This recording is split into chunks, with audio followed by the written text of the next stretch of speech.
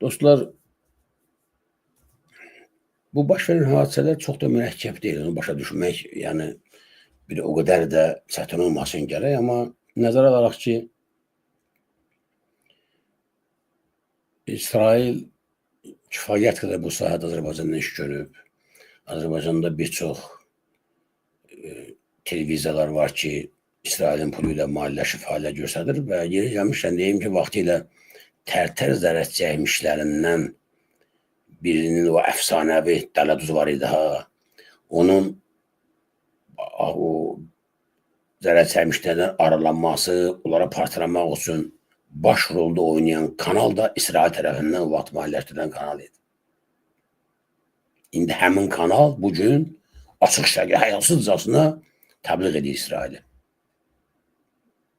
Və İsraili ittiham edənləri, baxın, təzə üsul seçiblər, İran agenti olmaqda ittiham edirlər. İran agenti olub və danışırsan. Yaramazlar. Ay yaramazlar. O təbliğat keçməyəcəkdir. Dostlar, gəlin baxa görə bir Təbrizi qardaşlarımız nə deyir bəs? Onlar necə görürlər bu hadisədə?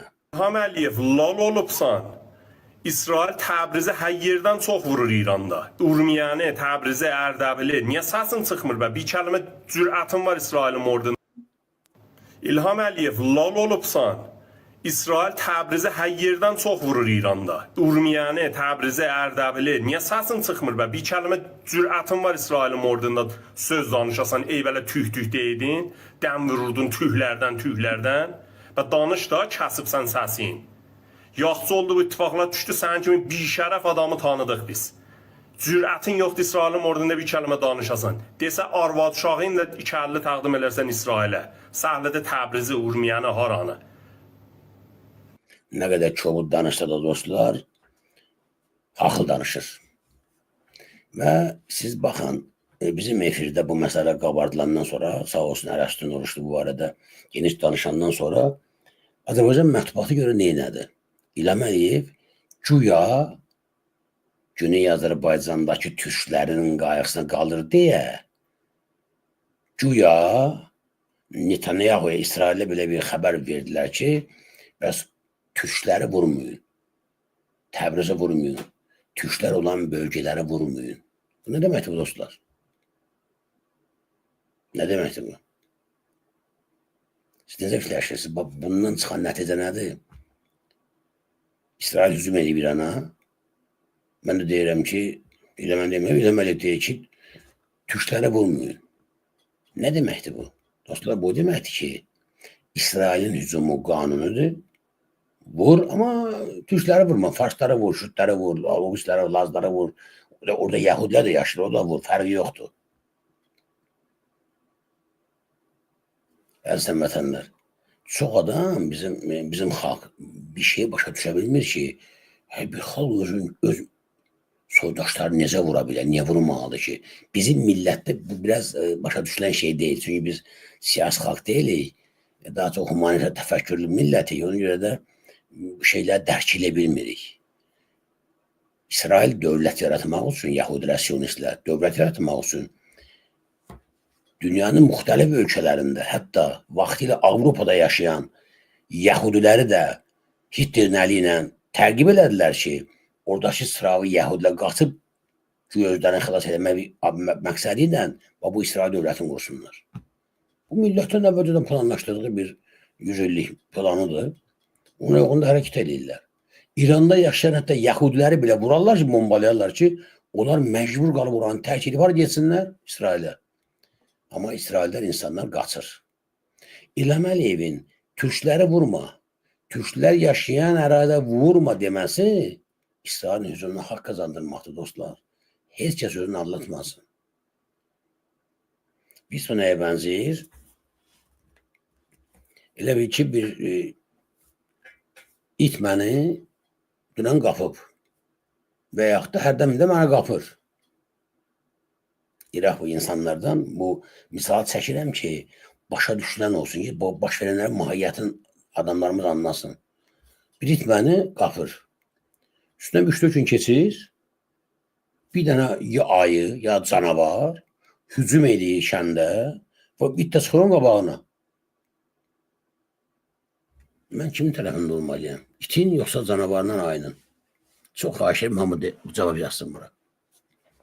O bir it məhəllədə məni hərdən birdən qapır. İndi 3-4 gündən sonra bir canavar ya bir ayı kəndə hücum eləyir. Mən də durmuşam itinlə yan yana. İt toplanır canavarın ya ayının üstünə. Mən kimin tərəfində olmalıyam? İtin mi? Ayının yoxsa canavarın mı? Çox xahiş edirəm, hamı yazsın.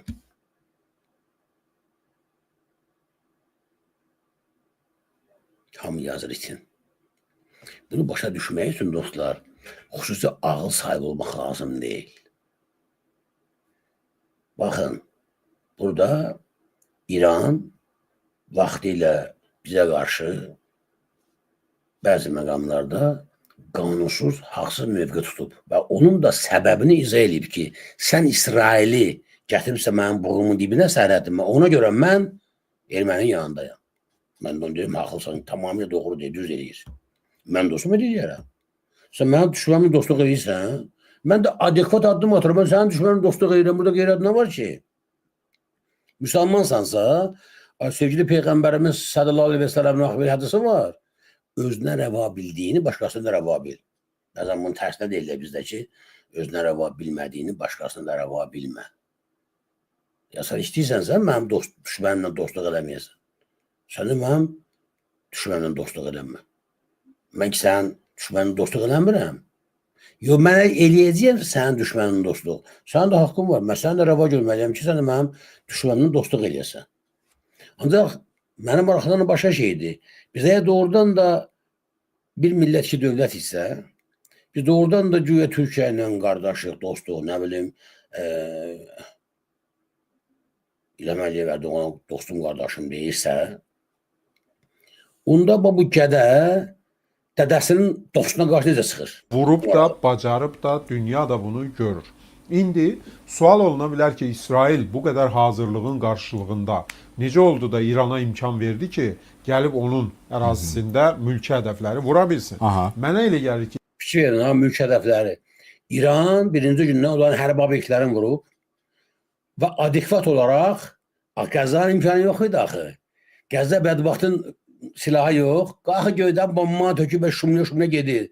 Uşaqlar, kişilər 50 min insan öldürülübdür. Onun 16-18 körpə uşaqdır. Xəstəxana hamısını vurdu. Dedi altında nə bilim silah var. Bina heç nə çıxmadı. Bu adam çıxıb efirə dədəsi İlhamın, qardaşı Ərdoğanın Türkiyənin əleyhinə tutduğu mövqedə əleyhinə danışır. Bu necə olur sizcə? İsrail bunu qəsdən eləyir. Yəni buna özü şərait yaradır ki, dünyaya göstərsin.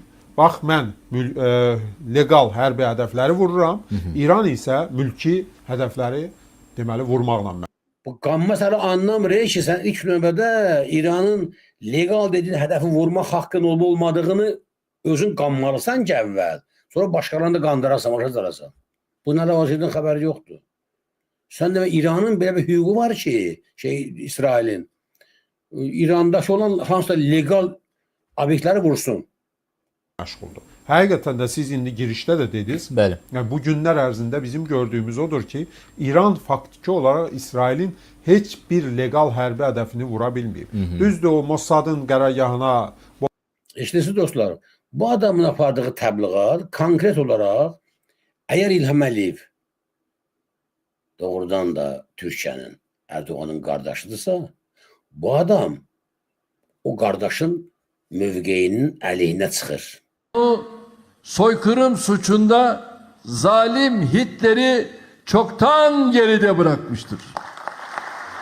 İran'ın İsrail'in bu haydutluğu karşısında, bu devlet terörü karşısında kendisini savunması son derece doğal, meşru, hukuki bir haktır. İşte dostlar. İndi sual yaranır. Bu suallara cavab vermək lazımdır. Siz də doğrudan da Türkiyənin qardaşda dostsuzsa, Türkiyənin lideri, rəhbəri deyir ki, o faşistdir. Və İranın da haqqı var müdafiə olunsun istədiyi kimi. İlham Əliyev, sən bu gədələri çıxarıb orada burada ekranda İsrailin xeyrini danışdırmaqdan məqsədi nədir ki? Eşitdiyimə görə bunun qudaları da hamısı Yahudidir. İşte İlham Əliyevin. Bu adam ailəlikdə bütövlükdə Yahudinin əlindədir. İsrail sütdadır, o Yahudi yox. Siyonistlərin əlindədir bu dünyada. Bu Netanyahu'nun faşistin apardığı təbliğ, siyasətin nəticəsində əziyyət çəkən xeyli Yahudi qardaşlarımız var dostlar. Yahudilər özləri əziyyət çəkirlər və açıqda mən buradan deyirəm, bunu Yahudilər özləri də artıq etiraf edirlər. Netanyahu'nun bu cinayətkar hərəkətlərindən sonraki Qəzzada başladı bu vəhşi cinayətləri törətməyə. Bütün dünyada Yahudilərə qarşı bir nifrət formalaşmaqdadır. Bu yaxşı şey deyil.